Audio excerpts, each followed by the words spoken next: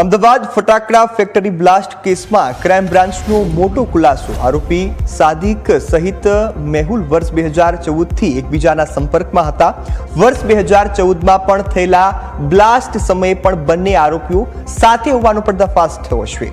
તો ફેક્ટરીની જગ્યાનું 15,000 રૂપિયા ભાડું બંને આરોપીઓ અડધું કરીને ચૂકવતા હતા। સાદિક અને મેહુલ 7,500 ભાડું આપતા હતા। तो अलग अलग यूनिट मेहुल मरचवी बोम्ब અને સાદિક કોઠી બનાવવાનું ગેરકાયદેસર કામ કરતો હતો। ફેક્ટરીમાં મજૂરોને દૈનિક માત્ર 300 રૂપિયાની હાજરી આપવામાં આવતી હતી। આસપાસની ફેક્ટરીઓમાં 12 થી 15 મજૂરો સામે અહીં 18 મજૂરો પાસે કામ કરાવવામાં આવતું હતું। તો બ્લાસ્ટના દિવસે ફેક્ટરીમાં ક્ષમતા કરતા વધુ 18 મજૂરો હાજર હતા। મૃતકોમાં આરોપી સાદિકના શાળાના દીકરાનો પણ સમાવેશ થાય છે। तपास दरमियान आरोपी मेहुलનો मोबाइल फोन गुम થઈ ગયો હોવાનો પણ દાવો થયો છે। પુરાવાનો નાશ કરવા ફોન છુપાવ્યો હોવાની શંકા છે। તો કપડવંજમાં સાદિકની જમીનની પણ તપાસ કરવામાં આવશે। આજરોજ બંને આરોપીઓને નામદાર કોર્ટમાં રજૂ કરતા additional chief judicial magistrate metropolitan court number 19 ના હોય આરોપીઓને દિન 7ના પોલીસ રિમાન્ડ ઉપર સોંપેલ છે। જે અન્વયે બંને આરોપીઓને જે બનાવવાળી જગ્યા લઈને રિકન્સ્ટ્રક્શન કરવા માટે લાવેલા। આ કામે સૌથી પહેલાં તો આરોપીઓ જે જણાવે છે કે તેઓના મોબાઈલ રાત્રે અહીંયા જે સળગી ગયેલ છે। તો સૌથી પહેલાં તો એ મોબાઈલ શોધવાની કામગીરી કરવાની છે। બાદમાં બનાવ સમયે કોણ આરોપીઓ અથવા ભોગ બનનાર કઈ જગ્યાએ હતા જે બાબતમાં ઝીણવટભરી પૂછપરછ કરવામાં આવી રહેલ છે।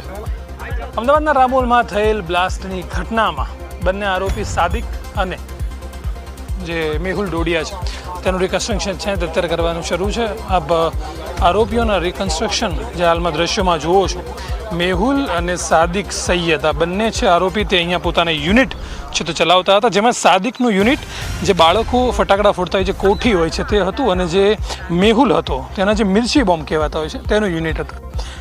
અત્યારે હાલમાં જ્યારે મેહુલને પૂછવામાં આવ્યું કે તેનો મોબાઈલ છે તે ક્યાં છે ત્યારે મેહુલ છે તે એવી રીતની વાત કરતો હતો કે મોબાઈલ છે તે જે તે સમયે દાજી ચૂક્યો છે અને મોબાઈલ ક્યાં છે તેને ખબર નથી। એટલે ક્યાંક ને ક્યાંક અહીં જે બાબત સામે આવી રહી છે, જે તપાસ થઈ રહી છે તેમાં જેટલો સાથ સહકાર જોઈએ તેવો સાથ સહકાર કદાચ અહીં મળી નથી રહ્યો। ક્યાંક ને ક્યાંક જે બાબતો છે તે અહીં છુપાડવામાં આવતી હોય તેવું પણ અત્યારે જોવા મળી રહ્યું છે। બંને આરોપીઓ છે તેનું રિકન્સ્ટ્રક્શન અત્યારે રામોલ પોલીસ દ્વારા કરવામાં આવી રહ્યું છે। મહત્વનું છે કે જે પ્રમાણે આ સમગ્ર ઘટના બની અને જે 10 લોકોના મૃત્યુ છે જે નિપજ્યા છે તેમાં અત્યારે મુખ્ય બંને આરોપી સાદિક સૈયદ અને મેહુલ ડોડિયા બંનેને અત્યારે ઘટના સ્થળે લાવીને રિકન્સ્ટ્રક્શન છે તે કરવામાં આવી રહ્યું છે। કેમેરામેન ઓમ પટેલ સાથે મીર સોલંકી, ન્યૂઝ કેપિટલ, અમદાવાદ।